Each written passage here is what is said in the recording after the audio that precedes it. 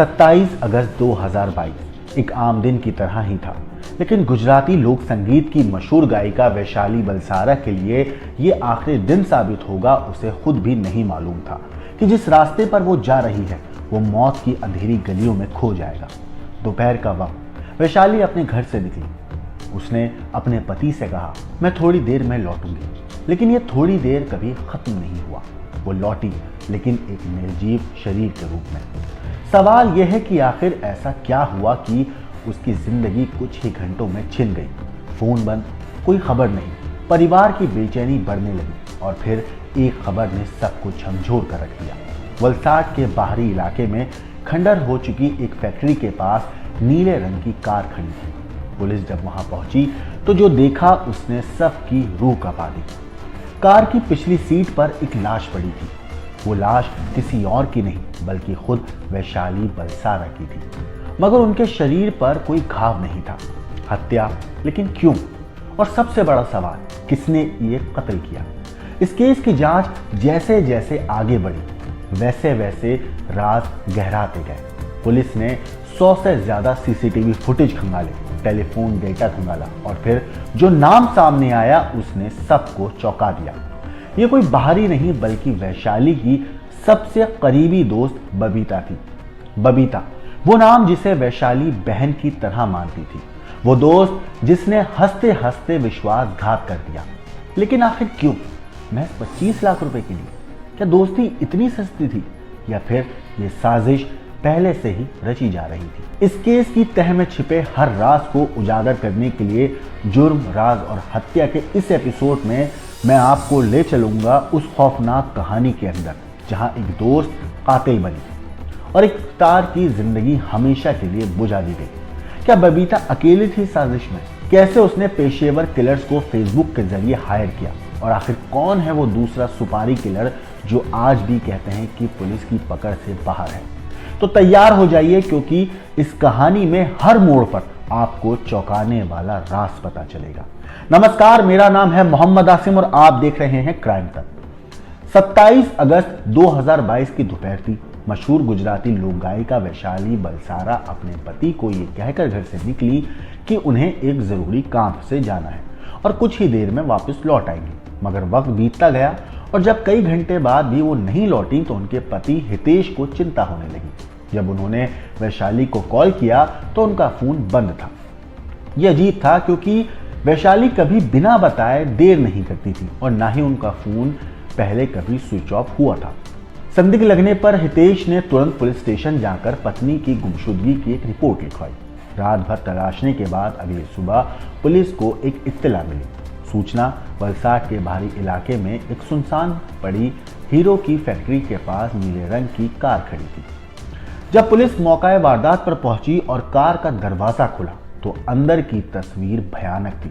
पिछली सीट पर एक महिला की लाश पड़ी थी। जब पुलिस ने लाश की पहचान की तो पता चला कि यह वैशाली बलसारा है।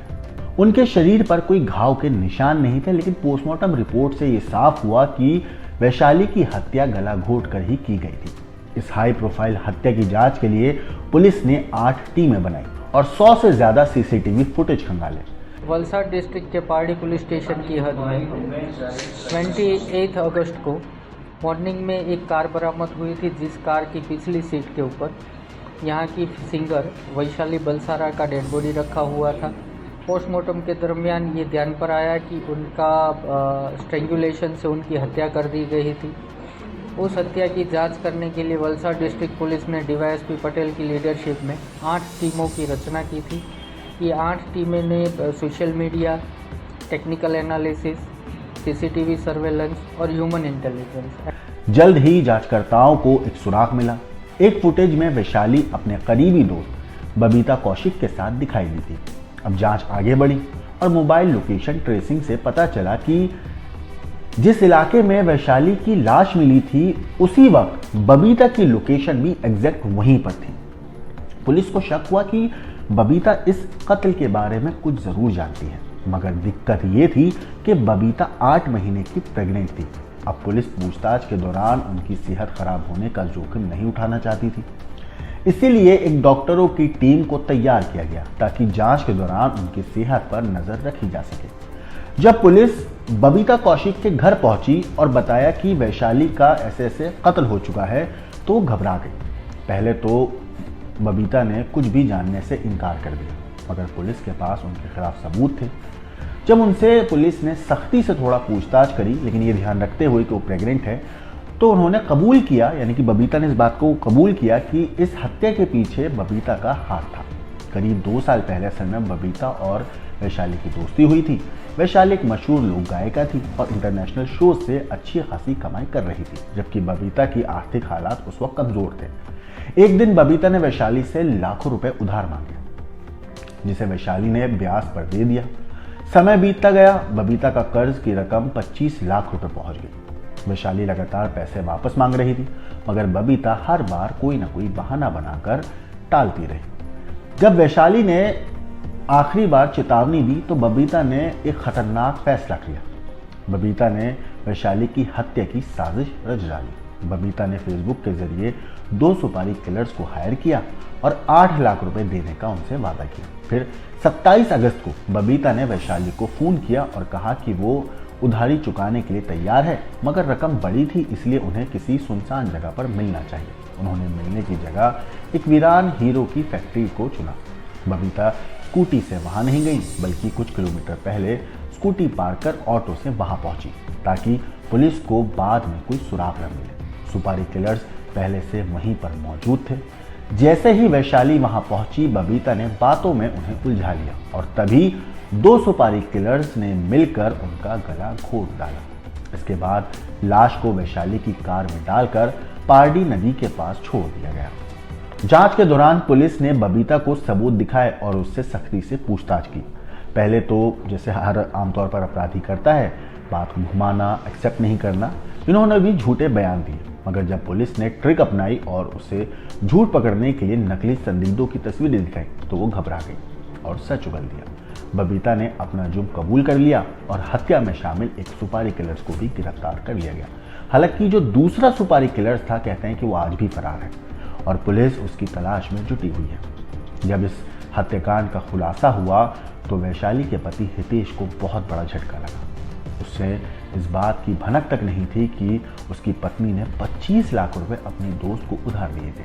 यहाँ तक कि जिस दिन आज रोज बपोरे लगभग 12-12:30 એક રાહદારી મારફતે પારડી પોલીસ સ્ટેશનમાં જાણવા મળેલ કે પારડીની નજીક આવેલ પાર નદીના કિનારે એક મારુતિ બેલેનો કાર નંબર GJ15CG 4226 નંબરની ગાડીમાં એક મૃત હાલતમાં મહિલા પડેલ છે, જે આધારે પોલીસે ત્યાં જઈને તપાસ કરતા અને ગાડીના નંબર ઉપરથી તપાસ કરતા એ મૃત મહિલાના નામે જ ગાડી હોવાની શંકા જતા અને વલસાડ સિટીનું એનું એડ્રેસ હતું, તો વલસાડ સિટીમાં તપાસ કરતા ગઈકાલે રાત્રે 2-2:30 વાગે લગભગ એક હિતેશ કિશોરચંદ્ર બુલસારા નામની વ્યક્તિએ આ મરણ જનાર વૈશાલીબેન ગુમ થયા અંગેની એક અરજી આપેલી હતી। એ બાબતે પોલીસે ખાતરી થતાં કે લગભગ આજ હોવી જોઈએ વૈશાલીબેન, જે આધારે એમના પતિ હિતેશભાઈને અહીંયા બોલાવેલા સ્થળ ઉપર અને સ્થળ ઉપર હિતેશભાઈએ ડેડ બોડી જોઈને એને वैशाली घर से निकली थी। उस दिन भी वैशाली ने नहीं बताया था कि वो बबीता से मिलने जा रही है। अब सवाल ये उठता है कि वैशाली ने ये बात अपने पति से क्यों छिपाई? क्या उसे पहले से इस धोखे का एहसास था या फिर वो दोस्ती के नाम पर अंधा भरोसा कर रही थी?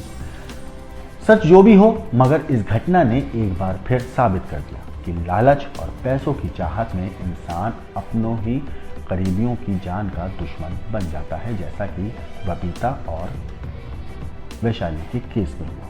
इस स्टोरी के ऊपर, इस पूरी कहानी के ऊपर आपकी जो भी राय है मैं कमेंट करके ज़रूर बताइएगा। लेकिन जिस तरीके से बबीता ने पैसों के लिए अपनी दोस्त को मार डाला, प्रेग्नेंट होने के बावजूद एक पूरी प्लानिंग रची, और इस पूरे मामले पे जिस तरीके से पुलिस ने तफ्तीश करते हुए कातिल तक पहुंची और दूसरे सुपारी किलर को पकड़ा, हालांकि एक सुपारी किलर अभी फरार है, इस पूरी चीज़ के ऊपर, तहकीकात के ऊपर, खूनी दोस्ती के ऊपर और इस तरीके से रिश्तों के बीच में जब पैसा आ जाता है और जब वो पैसा आने के बाद खूनी रिश्ते जो है खून की तरफ तब्दील हो जाते हैं, एक खूनी कहानी में तब्दील हो जाते हैं, इस पूरी चीज़ के ऊपर आपकी जो भी राय है हमें कमेंट करके ज़रूर बताइएगा।